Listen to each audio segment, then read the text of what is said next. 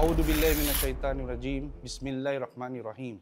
Assalamualaikum warahmatullahi wabarakatuh. Sa akin si MP Attorney Amir Zakaria Adjong Rahim, isa kong mga nominita no, sa BARM Grand Coalition o di na BGC.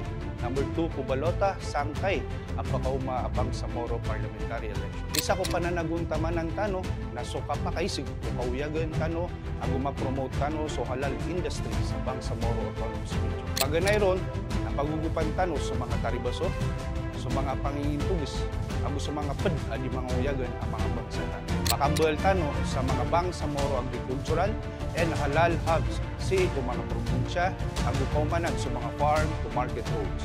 Ikadua, nambal tano sa mga kitab, ang panulon ang tugumbalay sa halal industry, rakis o halal certification sa mga ingit tano ka adi kaluhudi.